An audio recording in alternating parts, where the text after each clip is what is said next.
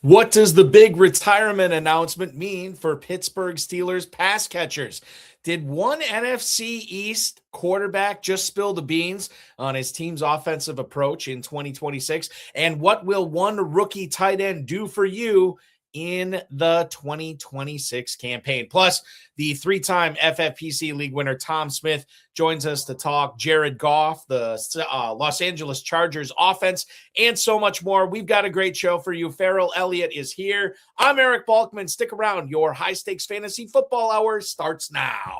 Stand the pressure. I've seen greater men than need a lesson. Broadcast live and heard around the world, you are now watching the most entertaining hour of radio on the planet. Welcome to the High Stakes Fantasy Football Hour presented by myffpc.com with your hosts Eric Balkman and Ferrell Elliott. The High Stakes Fantasy Football Hour is your home for analysis from the best players in the world. And now, because no one else was available, here are Eric Balkman and Ferrell Elliott. Solace in the scripture. Are we not all our father's sons? I became a man. Nobody ever told me what a man was. Thank you, Rob. Greetings and salutations to all of you Bulkaholics and Ferrelliacs. Welcome into the latest episode of the High Stakes Fantasy Football Hour presented by myffpc.com, the Fantasy Football Players Championship. I'm your slightly above average host, Eric Balkman. You can connect with me on X at Eric Balkman. You know me from the RotoViz High Stakes Slowdown, the HSFF Hour, Extra Reps, the Fantasy Football Players Championship, and of course, the FFPC Insider Access Show. My co-host is indeed the definitive commissioner of fantasy football, Ferrell Elliott. Coming up on tonight's show, we're going to break down everything you need to know for mid-May ADP and the FFPC Main Event slow drafts, as well as the Big Gorilla and the FFPC, not one, but two best ball tournaments that are going on right now. We'll tell you what you need to do with your dynasty leagues, as well as your dynasty startup leagues, if you are participating with those in the FFPC, and so much more tonight. Plus, Tom Smith is going to join us on this program tonight, not only to talk about his big cashes in high-stakes fantasy football over the years, he's going to talk about his league titles in the FFPC, and perhaps most importantly, what he's been doing in his Big Gorilla and FFPC drafts so far this season.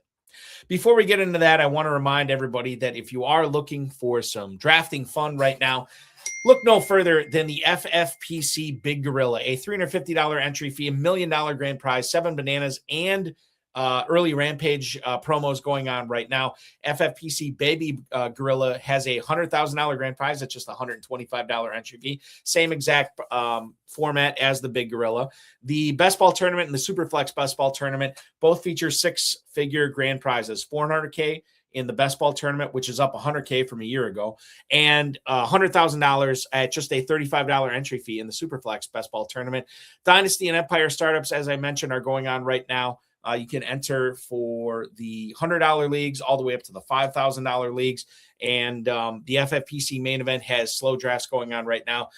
The live drafts will kick off in about a week and a half or so. Don't forget, you have 11 days left to take advantage of that FFPC Early Bird Main Event promo where you can save $200 off your first team. Go to myffpc.com for more information on that. And if you want to play in chop leagues, just don't be the lowest scoring team each and every week. We got those going on at the FFPC right now. They start at $35 and go up from there. myffpc.com. Remember to like this video, subscribe to the channel, comment on the video, share it with your friends, share it with your enemies, and get notified each and every time we go live. Give you the schedule of what's going on with the FFPC family of podcasts this week later on in the program. I've waited long enough, ladies and gentlemen. Let me bring in tonight's guest co-host. Not even a guest co-host. He is the permanent. He is the Ed McMahon to my Johnny Carson. He is the Paul Schaefer to my David Letterman. I'm dating myself here a little bit. He's my Andy Richter to my he's the Andy Richter to my Conan O'Brien. Please welcome in, ladies and gentlemen. Tonight, Mr. Ferrell Elliott from the KFFSC. Good evening, Ferrell. How's it going? I don't know if you like those analogies at all. All three of those guys could be interpreted as extra baggage. However, with Ed McMahon, he did get to tell people they could be a winner. That's what I tell everyone that signs up for the KFFSC, Balky. Balky, part of your face tonight is in shade, and part of it is fantastically illuminated, and it gives a real interesting play with the lighting. We're going to have to get on the set design here, Balky, and work Okay. out. Yeah. Yeah. I know a few people that could hook me up. Lighting is everything when it comes to television and film and everything. So yeah, I need to get on that. How's everything going in your neck of the woods right now as we head into late May, Ferrell? June is going to be here before we know it. It's crazy. Drafting season's going on, and I think some people are still snoozing. They don't realize it's going on yet. Some people just don't want to draft what they call early, and this is middle drafting is what I would call it. I was teasing with the Dizzle earlier today. I said we should say Aaron Rodgers is signed up, and so should you. So come on and get in and pick your teams. But it's bulky for a man who drafted around the clock at this year's Super Bowl event, the KFFSC. So I don't know why people want to live without drafting. There's so much value right now to get involved. And there is a good amount of FFPC drafting that I have done. And I like drafting early because the closer I get to the live events, the closer I get to camp opening, the closer we get to the middle days and the dog days of July, the less time I have to enjoy it. So it's really a good thing. I just I talked to you about the importance of slow drafts, which you obviously recognize. I'm of the opinion that the slow drafts and best ball too in general, that's kind of revolutionized fantasy football, right? Where I can draft in May and I don't have to worry about setting my lineup every week and placing waivers. Yeah, you can. You can do that with the FFPC. You can do it with the KFFSC, and slow drafts where you can just operate. I mean, I think my max I've ever done is like 5 at one time, but I know there's people out there at the FFPC grinding out dozens of drafts at the same time, maybe even hundreds, dare I say. So yeah, I mean, whatever you want, there is something for you right now with both the FFPC and the KFFSC. If at the live event at Planet Hollywood or in Louisville, if you want to come in and draft your first team on the Saturday of the event, that's fine for us too. That's good. But we just don't want you missing out on what everyone seems to be enjoying, which are these early contests. Yeah, I think that's the important thing to understand too. When you whatever you want to do, you don't have to be a volume drafter to be successful. We've had, I don't know, countless people on this show who have, they've had one entry in the Big Gorilla or one entry in the main event and they win the whole thing. Yeah. And some people prefer it that way. Some people I can't handle, 2 or 3 teams over the course of a season. I'm not going to do that. I'm going to do one and that's it. And that's fine. And it's worked out for some people before, but I will say by and large, the people who come on this show will talk about how close they came. And they're like, if only I would have had one more team. If I only would have had a few more teams. And this is not me trying to sell teams. That's not what I do. People who watch the show know I don't do that. But I'm just saying. Well, they know I do. I do enough for both of us. I do enough for both of us. But the thing of it is when it comes down to, it's mathematically proven that the more teams you have, the better chance you have to win. I shouldn't say mathematically proven, but it stands to reason and from my experience, and Sean Green drops in here and says, wish you could handle more managed leagues. Managing 2 teams and managing 4 teams is not the same time commitment for the second 2. The more teams you manage, the more you can anticipate free agency. You go down to look a list of free agents and you say, what's this guy doing here? He's not in anything else. And so now you move quicker through those. And I love it because after you get through the first couple of leagues, now you're in 5th gear and you're racing, baby. And that's a good thing. I just look at it from the standpoint, and this is the last thing I'll say on it. Like fantasy football is fun. And me, who has been playing fantasy football now for over 30 years, the more teams I have, the more fun I've had. Now, maybe that's not the case for everybody, but I think chances are if you're watching this show or listening to this show, it's probably the case for you. So check it out, myffpc.com, kffsc.com. And as we broke down the schedule from last week, and you did a great job on your Thursday night show as the schedule was being released, we find more and more ways and more opportunities to be engaged with the NFL, which makes having more teams even more enjoyable. So it's a great schedule that we're coming into this year. It's it's exciting stuff with a Valentine's Day Super Bowl ball. Right. Yes, exactly. Which my wife has already kissed me goodbye. Which I'm very thankful. You're with. Yeah, she might. I don't know. I don't know what's going to happen. I just know I'll be in Kentucky drafting teams, which is going to be fun. Mm-hmm. Farrell, let me ask you a weird question here tonight, and I'm going to preface it by giving you this Paul Gutierrez report, okay.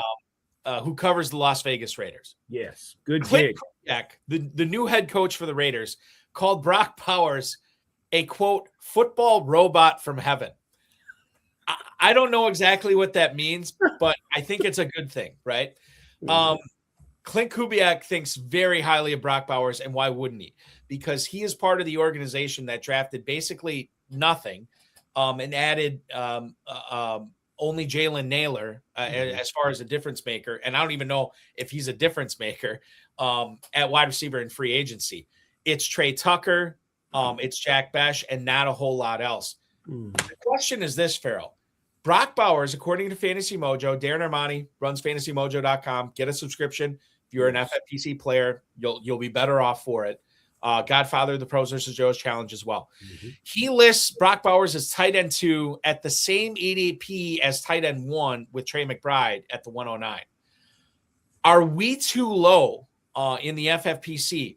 Are FFPC players too low on Brock Bowers, given that seemingly everything that's come out of Las Vegas from the end of the season to free agency to the draft has all been super positive on Bowers?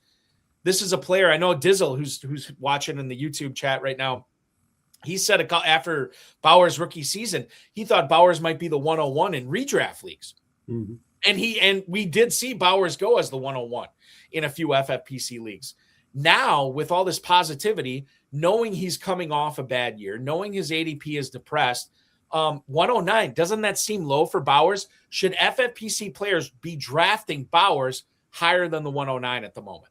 Probably so, and they probably will, especially when you get to you're drafting X amount of teams and you see what your draft slots have been assigned, and you realize, hey, look, if I'm going to have Bowers, I'm going to have to take him here because I won't get him. And so, yeah, he'll push up the boards.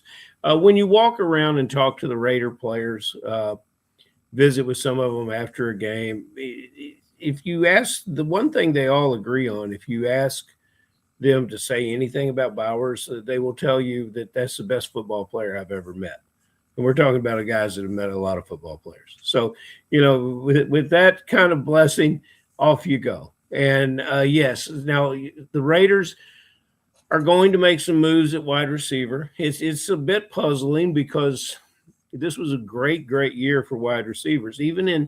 Even amongst undrafted free agents, you could find talent to bring in, and some of those receivers may rise if you look deep into the depth chart. But I think we're going to see some June 1st veterans. I think they're also going to dip into the UFL. An old name fantasy players are familiar with. KJ Hamler is having a very good year. Looks like he's got his explosion back and playing well. There'll be some numbers of the changes of veteran wide receivers with this team, but yeah, a lot of this offense is going to run through Bowers. And we bring up, and I know you probably didn't say everybody, but think about some of these free agent wide receivers that are still out there with Keenan Allen, Stephon Diggs, Deebo Samuel. I feel like we've been talking about it for months on this show, but yet they're still unsigned. So there is something to be said for that. The great thing about those receivers, though, Ferrell, is they're not going to eat into Bowers. I mean, if they were difference makers, somebody would have signed him now. Bowers is a difference maker, and Clint Kubiak says he's a football robot from heaven, which is going to be the team name of a lot of FFPC and KFFSC team names. All right, KFFSC. You tell him what to do, and he does it. It's like a programmable robot. Maybe that's love it. Super coachable, super talented. What's not to like about Brock Bowers? Flipping to the other side of the age spectrum, we found out from Nick Farabaugh today, Ferrell, that Aaron Rodgers has said this is it. The 2026 campaign will be his last year in the NFL. He's not going to be stringing anybody along next season. He said this is it, which is, I think, kind of nice for him, kind of nice for his fans, kind of nice for the Steelers, knowing what they're walking into in 2027. Rodgers is going to have the opportunity now to throw to DK Metcalf for a second season. He gets Michael Pittman.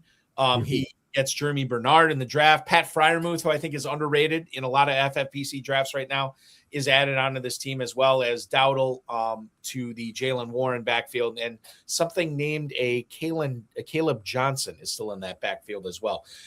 My question to you is, now that we know that Rodgers is there, we know it's not Drew Aller, Will Howard, or God forbid Mason Rudolph under center in week 1. It will be Rodgers. How much are you bumping up these Steelers pass catchers this season?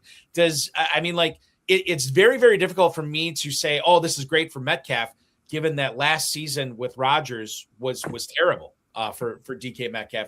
But I am curious about the unknowns. What does this do for Bernard? What does this do for Michael Pittman? Knowing that these guys have never caught passes from Rodgers before, how should we be handling them in our drafts at the moment? Rodgers throws a pretty good ball. It's easy enough to catch, Balky. There was also elements of that article that said, what do we have to look for as fantasy players? And I think, this was not a good team last year. And some of the guys come on the show and they talk about, well, all he did was throw the ball to Gainwell. Well, it's better than taking a sack.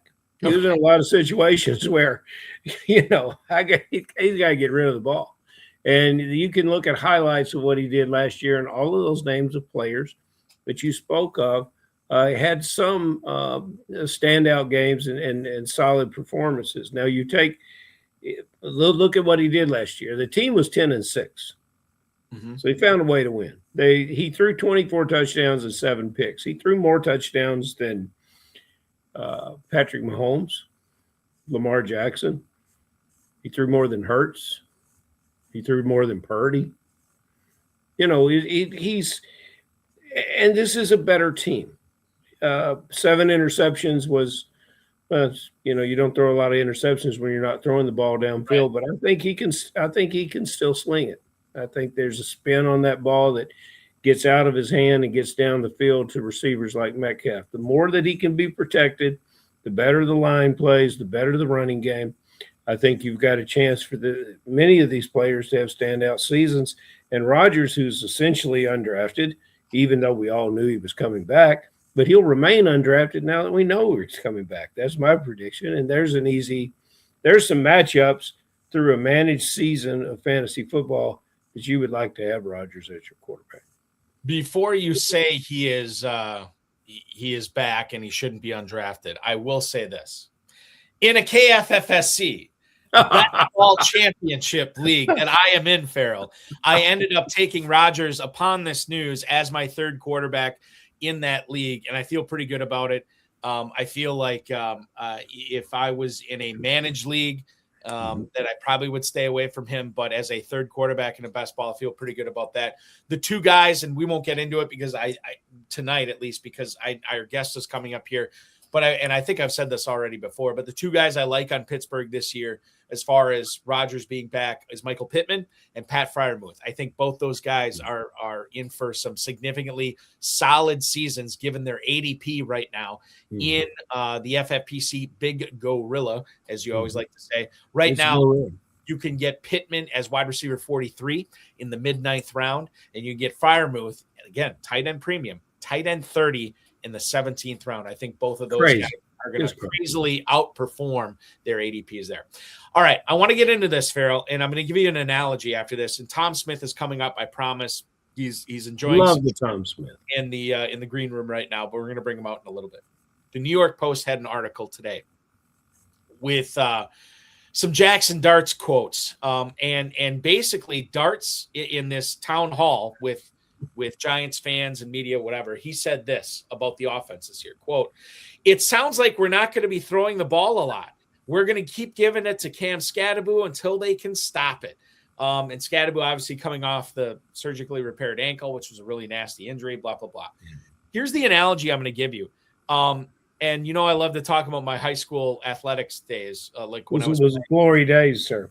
Glory days. My senior year of my baseball team that year, we lost a lot of seniors the year before. At least one of them got drafted. I know that in the Major League Baseball draft. And our coach came together and told us before the start of the season, hey, the newspaper, the radio stations, they're asking me about this squad. And I say, it's kind of a reloading year, rebuilding year. You know, we're going to muddle our way through it, but I feel good about these guys. Mm-hmm. He told us this, but then he also told us, he's like, I don't believe that at all. I believe that you guys are just as good as last year's team. I think we're going to make a run for the conference title. Mm-hmm. And sure enough, we did. Now, we didn't win it, but we did take second, based, and a lot of people didn't think we were going to do that. I'm equating this to what this quote is from Jackson Dart here. I wonder if this is one of those things that you say, like, yeah, we're going to run the ball. My new head coach is old school and John Harbaugh. We got Scadaboo. We got Tracy. Neighbors is coming off this knee injury or whatever. We just want to run the ball, play defense. We got all this great pass rushers, and we'll see what happens. Kind of like an aw shucks. This is what we're going to do. And I wonder if secretly Harbaugh's like, no, we're going to light up the Commanders. We're going to light up. We're going to torch the Cowboys this year. I wonder if he's privately said, because I don't understand why Dart would come out and say this unless he's just. Maybe I shouldn't be reading between the lines on this. Maybe this is just, this is what we're going to do this year. I don't know what to think off this, but Ferrell, knowing that the talent that Dart has and knowing the significant injury that Scadaboo is coming off of and knowing that they did not get Jeremiah Smith and they did not get Kenneth Walker and they did not add any significant pieces to this backfield. I don't know, man. I don't know if I'm putting a whole lot of stock into this. I think that this could still be a big year for Dart, airing it out not only to Neighbors, but guys like Malachi Fields, guys like Isaiah Likely, and the like. And quite frankly, Tracy and Scadaboo as well. Well, yes, you made the point. And I think what would be left to say is, that Mr. Dart might not be in charge of the playbook. Right. Just at any point in time. I wonder what the old leathery coach, the legend Mike Brown of his Cleveland Browns, who's none of the players like playing for him.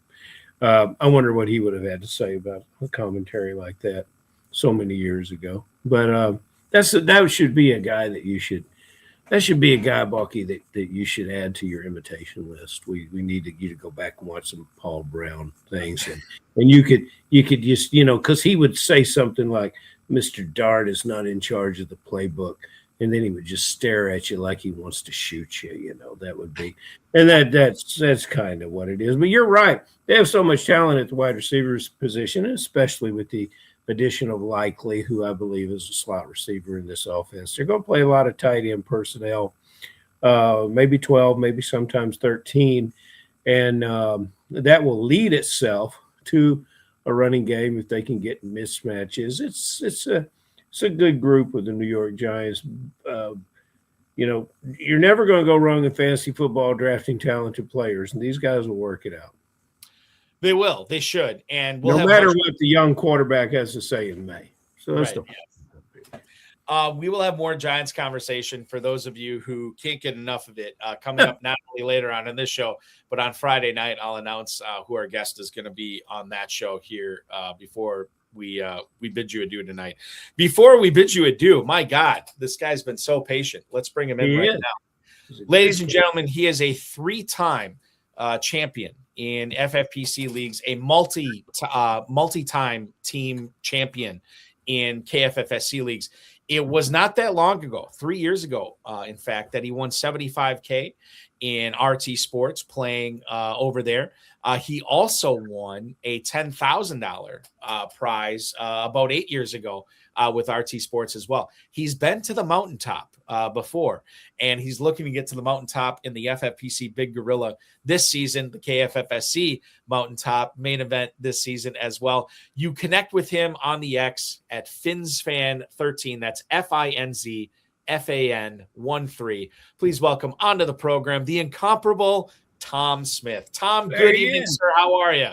I'm great, guys. Thanks for having me. Excited to have you. Tom Smith, you've got basketball on in the background. You're going to have to turn that off because it's going to violate our rights. It's a violation already of my principles, but it's going to violate our media rights, you're going to have to turn that TV off in the background. So Tom, I'll pitch this to you. We had Sean Green on last Friday on Extra Reps on these here airwaves, and I looked at your X feed. You guys were kind of going back and forth because he's a Michigan guy and you're a UConn guy for the national championship. Kind of a fun ride for both teams this season. I didn't realize. So you're in California, but you love the Dolphins and you love UConn basketball as well. Well, I was born in Connecticut. So, but yeah, Sean's Michigan team was just a little bit better than UConn, and they had a good run, but we fell a little bit short.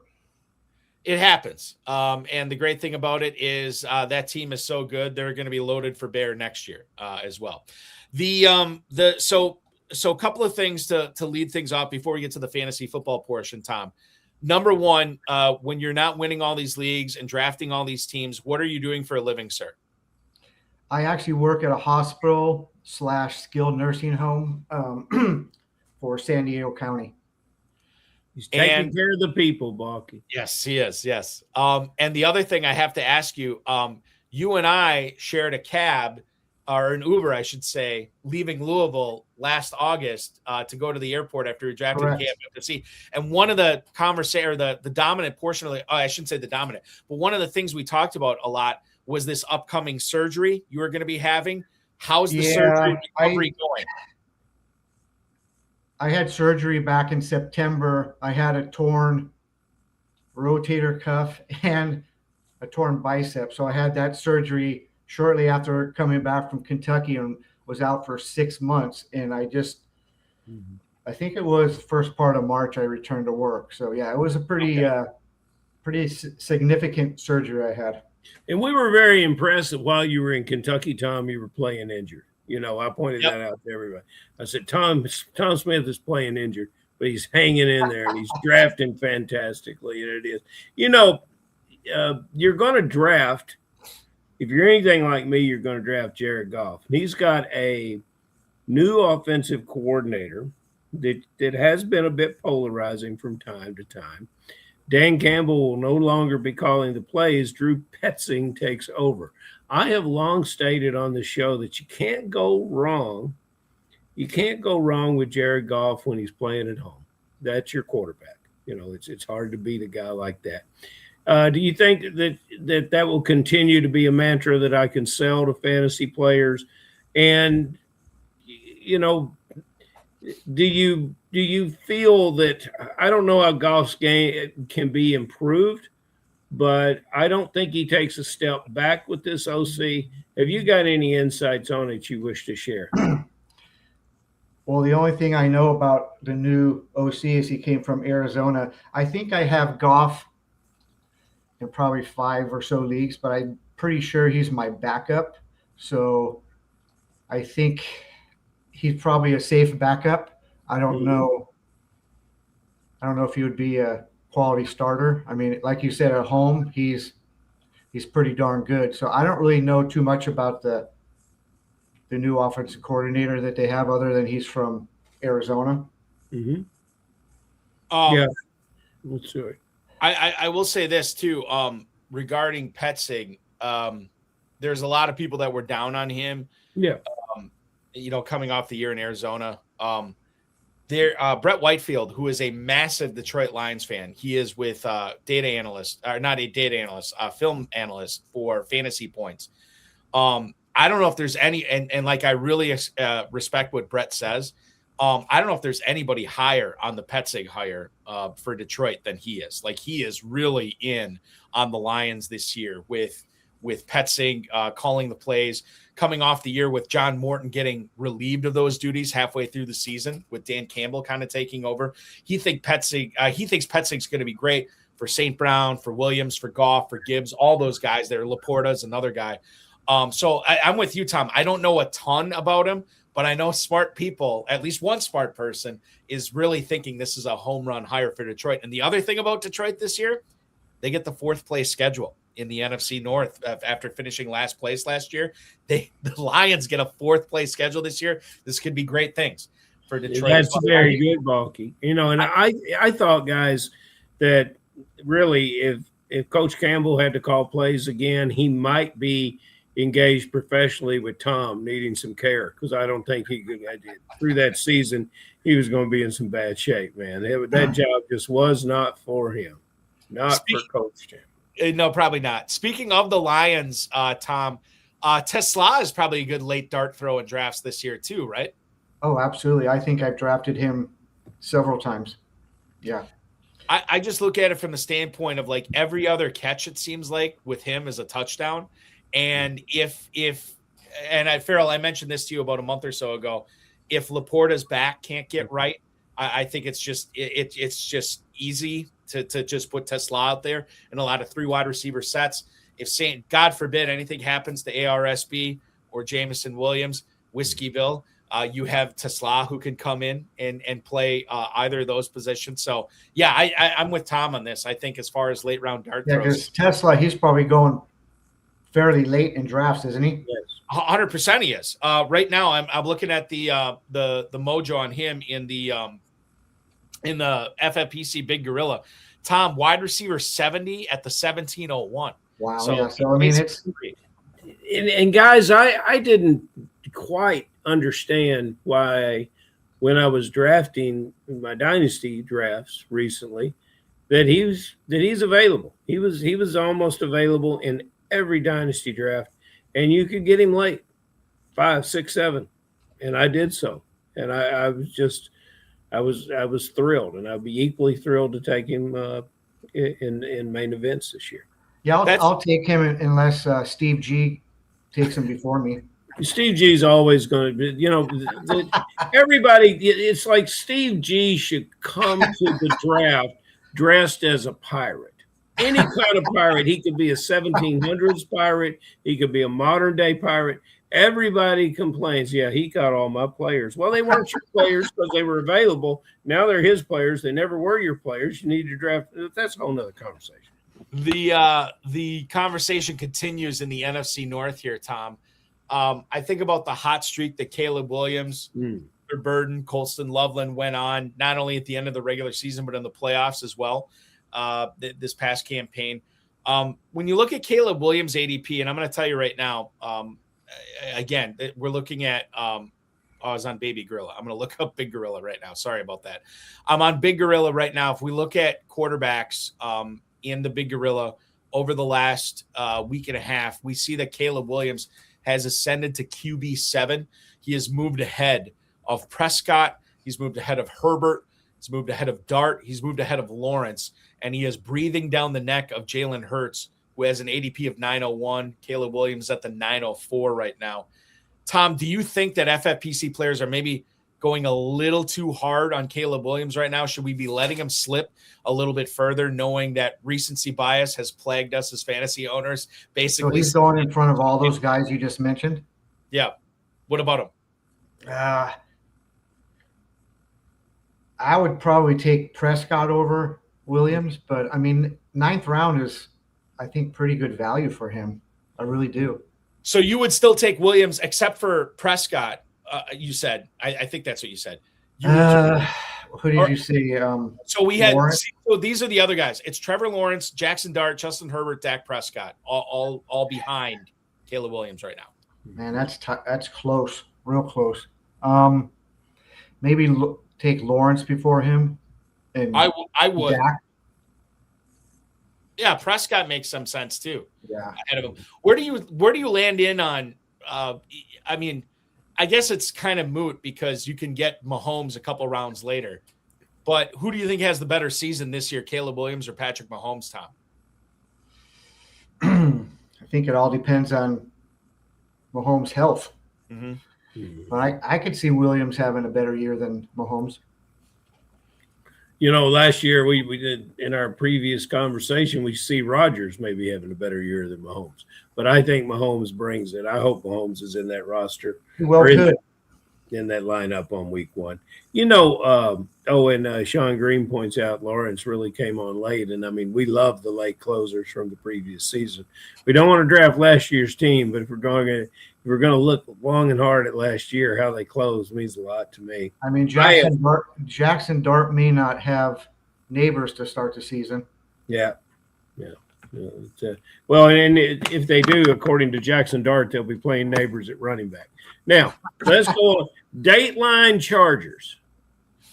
Just up the road from you, Tom. Shed us a little light on this, because I am high on this player. I like the long and lean 6'2" Trey Harris. I liked him when he played in college at Ole Miss. I was thrilled to see that they drafted him, and he had a solid year last year, 30 catches. Keenan Allen moves on, or so we think, which is the sub side of this question. Balky is already registered Keenan Allen at the Social Security office. He thinks he's done. I, on the other hand, think that Keenan Allen is going to service and maybe surface with the Chargers. Your thoughts on Trey Harris? Take Keenan Allen out of the situation. They're 6'2" veteran receiver who caught 81 balls last year. That's why I don't think he's finished. The Gadsden is in the offense. How do you see it? And give us some of that California insight on your Chargers there. I kind of like him too. I don't. What's the other? What's his name?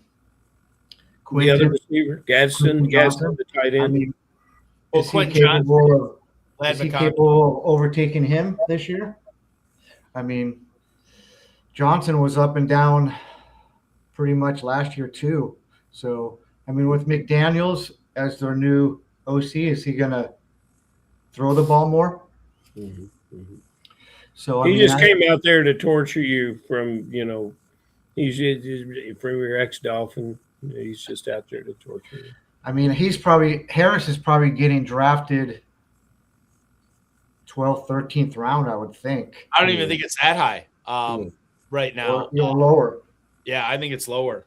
So if you could get him as your maybe fifth receiver, I think that would probably make some sense. Mm-hmm. Who you like better, Harris or Johnson? Well, since I've taken Harris a few times, probably Harris. Mm-hmm. They've been such value that in some early drafts, I took them both. Yeah. Harris is wide receiver 68 in the Big Gorilla right now in the 16th round. Wow. Which is, it's pretty late. It's after Boston and Bell, the rookies, and then Travis Hunter. Then you see Trey Harris go, and then ahead of free agents, Tyreek Hill, Deebo Samuel, and then Trey Tucker, of course, going after him as well. The Dizzle pointing out right now, Mike McDaniels runs 46% of his offense with 3 wide receiver sets, which does help Ladd McConkey quite a bit. So interesting to be pointing that out here when we consider the Chargers. And I'll be honest with you, like, didn't Johnston get his 5th-year option declined, or am I making that up in my head? I thought he got it declined by the Chargers, Ferrell. I don't know. Okay. All right. I think he's back with the Chargers, though.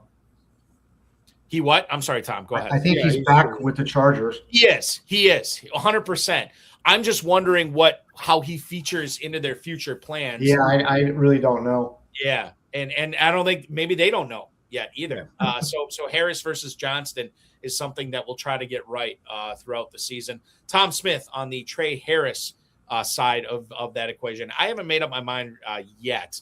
But we'll see what happens. Hey, speaking of West Coast wide receivers that are somewhat polarizing, let's talk Rashid Shaheed here, Tom, a player that I think that we were all kind of excited to see what he was going to do after the Seahawks traded for him at the trade deadline in 2025. And then they go out and win the Super Bowl. But I think most people would say it wasn't because of Shaheed. It was because of JSN. It was because of KW3. It was because of Sam Darnold. Like the plays that he made were few and far between, especially for fantasy owners in the FFPC. And yet, what did the Seahawks go out and do? They went out and extended him. They paid Shaheed. He's back with the team, maybe putting Cooper Kupp to the wayside, maybe putting Torrey Horton to the wayside, maybe putting over all the tight ends they have on that roster to the side as well. When you consider everything that's happened with Rashid Shaheed over the last 7 months, we'll say, with the Seahawks, what kind of a year are you expecting from Shaheed in 2026? He could be their number 2, because what's the name? Cup didn't really do too well last year, so he could have a halfway decent season. I think maybe move into that number 2 role.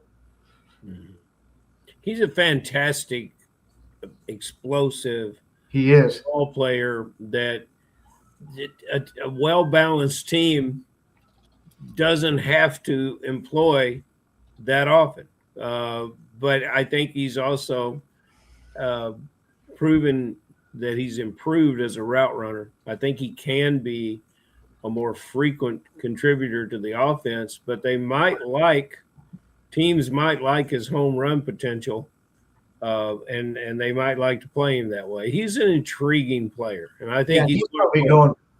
He's drafts too. He's the best ball darling of the Seattle Seahawks, and then the redrafters, you're going to figure that out. You're going to have to figure out and know when to play him. So I think he could possibly maybe end up with that number 2 spot. It doesn't matter in Baltimore who the number 2 running back is, because Derrick Henry's the number 1 running back. And I don't think he will ever, until he decides that he's had it with football, I don't think he will ever have much of a regression of talent or capabilities. He plays through nagging injuries. He seems to gain strength as the game continues. Yep. He pays more attention to his body and to his physical care than any player in the NFL and maybe history of the league. He just doesn't give it lip service. He really works it. So here we are again. Today is May 20th. Is that right, Balky? Write it down. Should we be drafting Derrick Henry because are we concerned about his age and his workload and his history? I sure the hell am not, Tom. What about you? Nope, not one bit. Matter of fact, that head coach leaves this team. Crush it again this year. That head coach leaves this team, and that's got to be the thing that he hates the most about leaving. Even though he doesn't catch a lot of passes, he's something else. He's an alien, and I think that's the best way to describe him, because stuff that should have shut him down, or stuff that should have slowed him down over the last few years, it just simply hasn't happened. We're not even talking about, or at least, guys, I have not read anything or heard anything from any of the people I respect in the industry or FFPC players or what have you. I haven't heard anybody saying, you know what, the last part of last season, he seemed to slow down a little bit. And you started seeing, like, we've heard that argument with every year. Well, no, but my point is, like, I don't know if I've ever heard that argument with Derrick Henry. I don't know if anybody's ever said, like, I think he was slowing down last year. The question is always, like, is this going to be the coming year where he falls off the cliff, right? And I've heard the whole, like I've heard it with Josh Jacobs, right? I've heard it with Travis Kelce. I've heard it with Devontae Adams. All these aging all-pro guys, and granted, not all of those are running backs, but I've heard, plenty of people say, I don't know, I started to see the beginning of the end last year. Nobody said that about Derrick Henry. So why wouldn't you still take him high, as you have been, Tom? Derrick Henry right now, running back 13 at the 301, seems like a good price to me. Yeah, he seems like he's made out of a different mold. Yeah. Adamantium. Whatever they made Wolverines, whatever they coated Wolverine's skeleton with, I think that's what Derrick Henry's body is actually made out of. Hey, speaking of another Derrick that we absolutely love, Derek Greer's chiming in, and if you roll back his commentary about Seattle receivers is spot on. The player Horton, Torrey Horton, 13 catches last year, but 5 of them for touchdowns. You have to respect that this player might be Balky, can you say anything about where he's being drafted, if at all? Yeah, I definitely can. If we and again, the ADP I'm citing tonight, you can go on Fantasy Mojo and sort by contest, whatever you want. I always use the Big Gorilla. He's wide receiver 77 at the 1801, and not being drafted in a whole lot of drafts. So this is a guy that sometimes goes undrafted, but he's a guy that you can always get late for sure in regards to Horton. And oh, by the way, as long as we're talking about Derek Greer, we were talking about QJ earlier. Derek points out that the Chargers did indeed exercise the 5th-year option of Quentin Johnston 3 weeks ago in late April. So good to know on the Quentin Johnston tip. Okay, we talked Derrick Henry. Tom, let's keep it on the running back tip. Ashton Jeanty, there are plenty of people, myself included, that are buying in to an Ashton Jeanty bounce back. And I say bounce back, I'm going to put it in quotes, because I think if you look at his stats last year, they weren't all that, like when you consider everything going on with the Raiders and that offensive line and the team itself, like the numbers themselves were not all that bad. And I'm talking about catches, total yards, rushing yards, receiving yards, touchdowns, like everything. Like it wasn't all that bad. Maybe it's the joke's on us because we had too high of expectations for Jeanty this past year. But now you look at him, and the best part about not failing to meet expectations is how good your ADP is going to be the following year. Now he has been rising, Tom. He's running back 5 in the Big Gorilla. He's now going in the first round, the end of the first round, 111 on average. He is going right ahead as far as running backs go. James Cook, Devon Achane, and you have Jeanty going at the 111 right now. How much are you buying into a quote unquote bounce back year for Jeanty, and whether he's worth that late first round draft capital right now? I agree with you, Balky. I think he's going to improve. It seems like the Raiders improved their offensive line a little bit, and I think one of your former guests said that I could be wrong, but did he finish like 10th in points last year at running back, something like that? He may have. I'm going to look that up right now. So I think he's going at 11, huh? 11. That's probably right around where Hampton's going too. So that's probably about the right spot for him. Hampton's actually, for what it's worth, Tom, Hampton's going as running back 10 at the 206. So he's about a half round later. Most of my Big Gorilla drafts were earlier, so I think I got Jeanty a lot, like in the second round in those drafts. Yeah. But end of the first round is probably a fair price for him, I think. Right around, what did you say, Achane and who else? It was James Cook, I think. Yeah, I really like Cook this year. So, but yeah, I think he's at a fair price at the 11 spot. Mm-hmm. Mm-hmm. I don't think you want to let that player slip very far. And here we are talking about the Raiders that won 3 games last year. Kirk Cousins at quarterback, but we want 2 of their players in the first round. So how interesting that could be. Hey, talking about a player that's slipping maybe a little too far in drafts. I really admire this. I really admire this player for a lot of reasons. That's Chase Brown. Tom, what are you doing with Chase Brown? I love him this year. Say it again. I love Chase Brown. There you go. Me too. My 2 top running backs are Cook and Brown. So, I mean, I want to get as many shares of him as I can. Mm-hmm. Mm-hmm. Tom, what do you think it is, like, in regards to Chase Brown? He's running back 8 at the 204, and I understand that significant draft capital. He's going ahead of Barkley. He's going ahead of Hampton. He's going ahead of Kenneth Walker. But when you consider that all they have behind him on that roster is Samaje Perine and Taj Brooks. They did nothing in the draft. They did nothing in free agency. And now we're going to get Joe Burrow for a full season. I mean, and if you say, okay, well, the defense is a lot better this year, so they won't be having to get in all these shootouts. If that's the case, shouldn't that mean more running from Chase Brown? Shouldn't that mean more volume from Chase Brown? And yet people are drafting him at the 204. I guess I'm preaching to the converted here. You're taking him at that spot in Big Gorilla drafts, KFFSC, what have you. But maybe he should be even going higher than the 204 right now. Yeah. Who did you say he was getting drafted next to?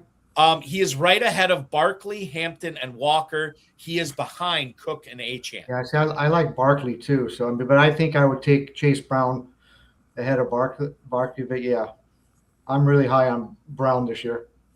I could like it, like, you know, if I do 50 drafts, I'll take Brown in 25 and Barkley in 25. I don't feel strongly about either. I like them both this year, as you do. And you know, I just look at it now. I love Hampton, who's going right next to Brown and Barkley as well. So those three running backs, I do like all three of those guys better than Walker this year for sure. So there is a lot to love, especially if you are drafting, you know, in sort of like that 108, 109 spot in the FFPC. And maybe you take a wide receiver there and you lock up St. Brown, or maybe Smith and Jigba falls through, or maybe you want to go elite tight end and you take Bowers or whatever there. Certainly to have that glut of running backs staring you in the face in the second round in Brown. Well, the way running backs are going in these early drafts, you want to probably get one stud running back in the first 2 rounds, because people are just drafting them like crazy. Yeah.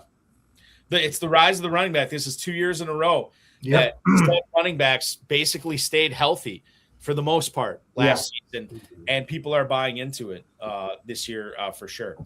I want to get to a couple of emails here for you, Tom. I know we're running out of time, but we got time to get to this. Yeah, we got time. Let's go to Eagleville, Pennsylvania, Tom. Chad writes us from there and says, how high are you on Jake Tonjes this season with George Kittle coming off of that Achilles injury? Thanks, Tom. That is Chad in Eagleville, Pennsylvania. Chad, we appreciate the email. Yeah, Tonjes is a player that I know if you are not a believer in a 30-plus-year-old tight end coming off a significant lower leg injury, you probably should be a fan of Jake Tonjes. How much of a fan are you, Tom Smith, of Jake Tonjes? Oh, I'm a fan of him, especially he's going late too, so you could get him as like your third tight end. So, I mean, and he's probably going to start the season. So, and I don't know what his stats were last year, but I think he had some decent games filling in for Kittle. So, yeah, he's 30 catches, 30 plus catches, 5 touchdowns, and good starts. Yeah, so I mean, you know, he's a California kid, was a California Bear, hails from our town. Tom and Balky hails from the same hometown as our beloved Drew Maselli, Los Gatos. And I think that's a very good draft plan to have. If you can afford, if you're going to have Kittle, or maybe even if you don't, is to have this player in waiting, because I love Kittle as a player, but his fantasy availability it takes a hit in his draft position. Boggy, Kittle's pretty deep in the draft order, is he not, or am I wrong about that? Well, I'll just tell you, Tonjes is tight end 28 at the 15-10 in the Big Gorilla right now. George Kittle is obviously as low as he's been in quite some time because of the injury, but he's tight end 9 at the 707. Yeah, I don't know if I want to be in business at that price. You know, consider this guy. Not. When you look at Tonjes last season, I'm just going to roll these without context. I know there's probably multi-layered stuff going on in this, but these are the facts. This is what he did last season.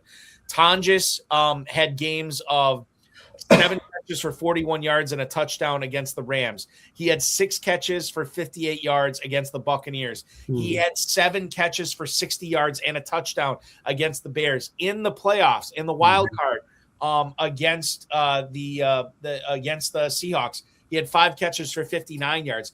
Dude had 5 touchdowns last year too, which I know is not the stickiest stat, but the fact that this guy put that up over the course of an entire season when Kittle was healthy for a lot of it, maybe even the majority of it. I don't know. I think there's something here. And when we're starving for tight ends in tight end premium leagues like the FFPC, I think there's something to be said for Tonjes. I think it seems like Purdy likes him. So, I mean, getting him in the 15th round is like, that's a good pick.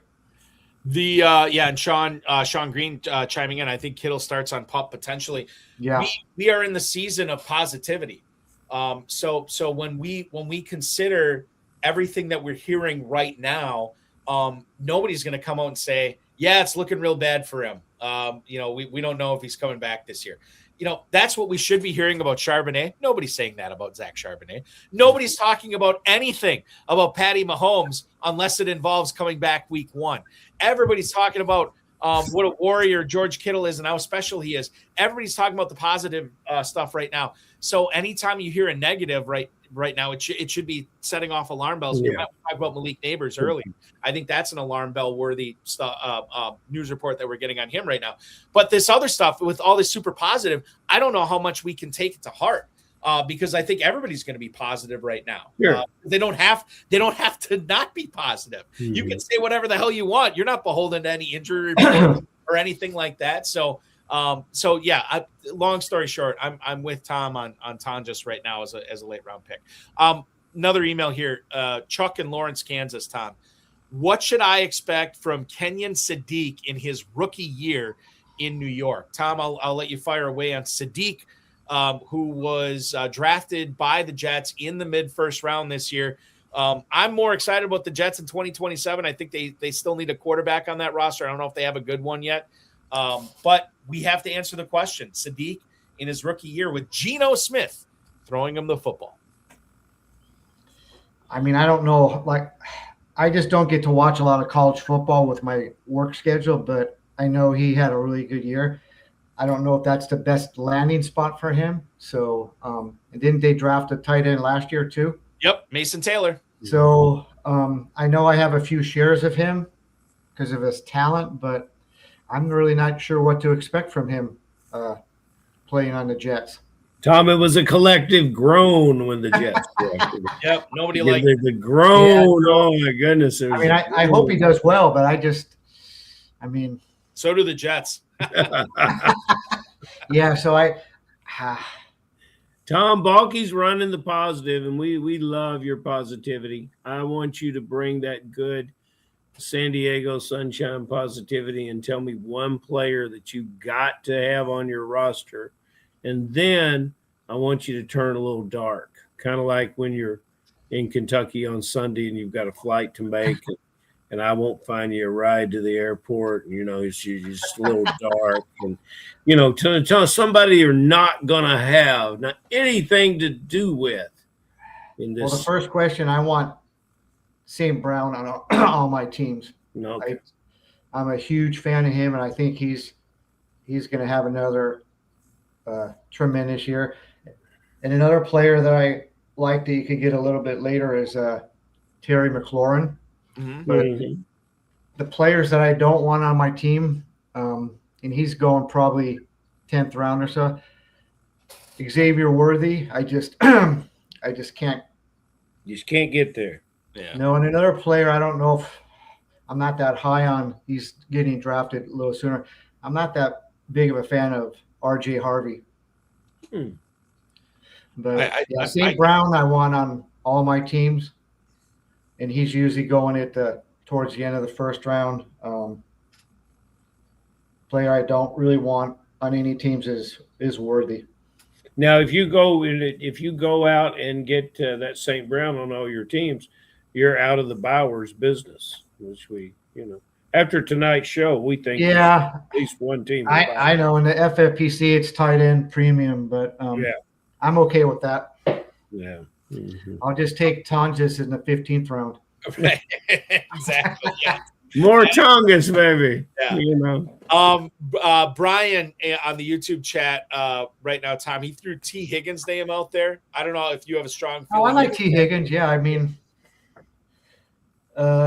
with Burrow throwing it, and he just needs to stay healthy. But yeah, I like T. Higgins.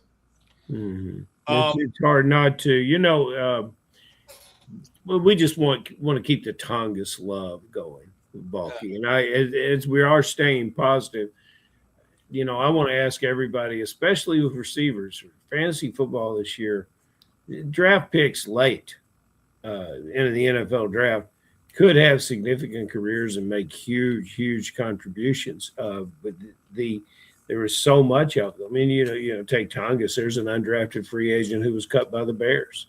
I don't know what the league was thinking about this player. you know, there's a lot of talent out there that's available, and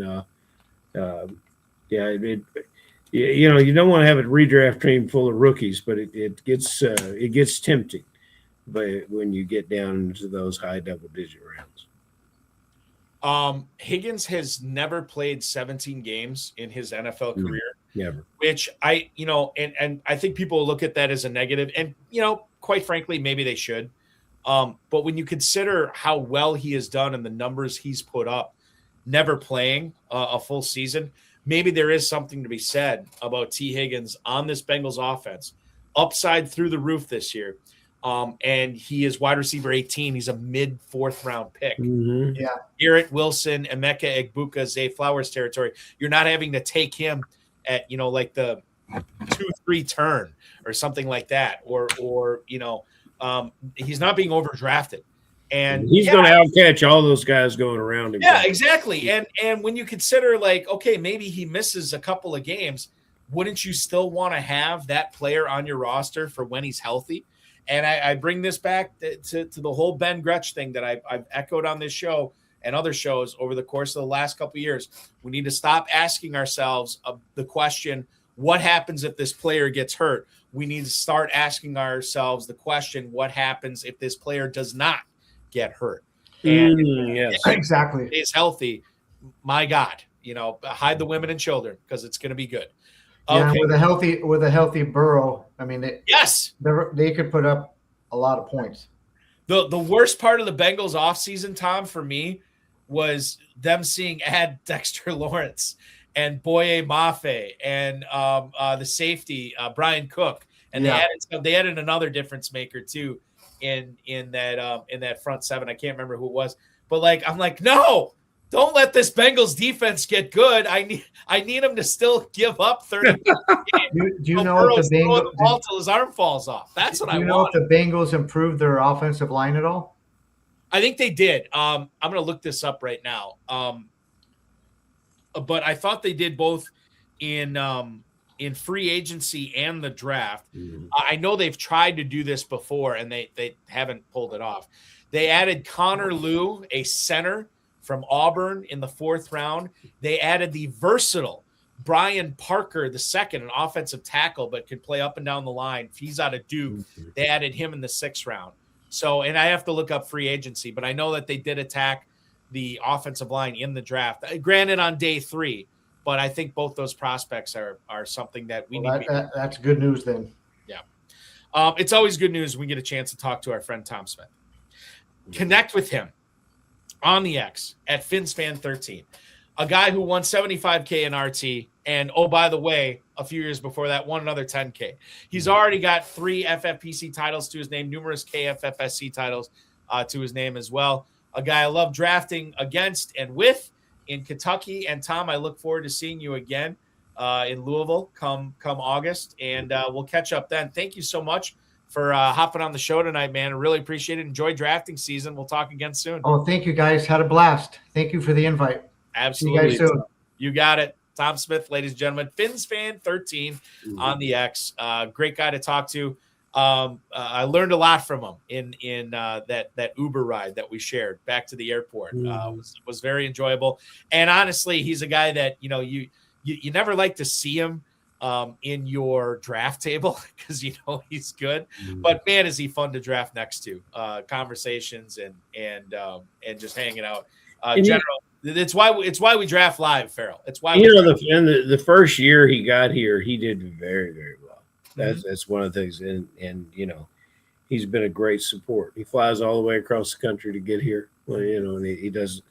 Yeah, he has to get back to work on the Monday morning, and it's well appreciated. We appreciate each and every one of you for tuning in, for watching this tonight. Ladies and gentlemen, I will encourage you to go to KFFSC.com. Join some of the leagues I've joined in. The Best Ball Championship. I'm in. I just joined in the Darryl LaMonica division there. Good job, buddy. That's going to fill up soon if you want to compete against me. I have to look up who else is in it, but I'm sure it's a who's who of Kentucky, as many of these drafts are. But it is so much fun. I'm knee deep into the Vontae Mack draft right now, which I'm enjoying. And of course, main events going on. 3 live main event weekends this year. Ashland, Kentucky, Louisville, Kentucky, Northern Kentucky as well, not necessarily in that order, but they start in August, Ferrell. KFFSC.com. They, and you, I should say, have a draft opening and a league for who's ever checking it out. There's something there for you. Yes, sir, and we'd love to have you. And with this plans, our 25th anniversary ball game, and this plans to be one of perhaps the best one ever. I hope it is, but it's a high bar to jump over because every single time I go out there, it's always the best one ever. Ferrell, we will talk with you on Friday for extra reps. Be good, enjoy your Wednesday evening, and have fun, man. We'll talk with Who's our guest on Friday? Oh, I should reveal that right now, ladies and gentlemen. He is a winner of, I don't know, dozens of FFPC and KFFSC leagues. He won both a high society and a big payback in the FFPC last year. Those are $10,000 and $5,000 just to enter. He won 2 of them. The Fantasy Sopranos head man, Steve Yergalos, is going to join us on Friday night for extra reps. That's going to be a blast. And I know he's loaded for bear. He's very excited about it. We are too. Ferrell, until then, have a good one, man. That is Ferrell Elliott, the definitive commissioner of fantasy football. And that is going to do it for our show tonight. I want to remind everybody that you can check out the FFPC Big Gorilla right now. $1 million grand prize, $350 entry. The 7 Bananas early Rampage promos going on right now. The Baby Gorilla, just $125 to enter, and you can win $100,000 there. The FFPC Best Ball Tournament and Superflex Best Ball Tournament are both live. Best Ball Tournament has a $400,000 grand prize this year. That's up from $300K last year. We added $100,000 onto that. And the runner-up is also getting paid off with a 6-figure grand prize, a 6-figure runner-up prize. So you don't even have to win it to win 100K. The FFPC Dynasty and Empire Startups also live at myffpc.com. The main event features a $1 million grand prize. You can play in the slow drafts we have going on right now. Get in before May 31st so you can save $200 off your first team and be entered into the Pros versus Joes drawing, which is going to give the lucky winners the chance to draft for 7 free FFPC Main Event 2027 teams. And, of course, Chop Leagues now available at myffpc.com. What's the idea? Just don't be the lowest scoring team in your league on any given week, and you'll win the whole thing. Cash prizes, main event entries, Big Gorilla entries, all available there, myffpc.com. Remember to like this video, subscribe to the channel, comment on the video, share it with your friends, share it with your enemies, and get notified each and every time we go live. I already mentioned Steve Yergalos coming on Friday night at 10 p.m. Eastern time. Tomorrow night, Thursday night at 7 o'clock, we will go live with FFPC Insider Access, and I welcome back onto the show Brandon Murchison from Rotoballer for 2 full hours. He's been working on a lot of stuff, a lot of cool stuff with Rotoballer. We'll get into some schedule analysis, who you need to be targeting in your best ball drafts now that we know what the schedule looks like. The Roto superstar himself joins me 7 o'clock tomorrow night on FFPC Insider Access. Thank you so much for watching. For Tom Smith, for Ferrell Elliott, I'm Eric Balkman. This has been the High Stakes Fantasy Football Hour. As our friend Vince Staffolino reminds us, you are officially over the hump now.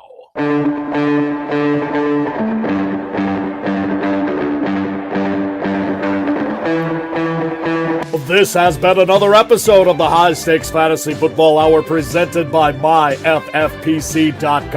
It was broadcast live and was watched around the world. Balky and Ferrell will be back next week with more analysis, more interviews, and more advice from guests much smarter than they are. Thanks for watching, and we'll talk with you again next week.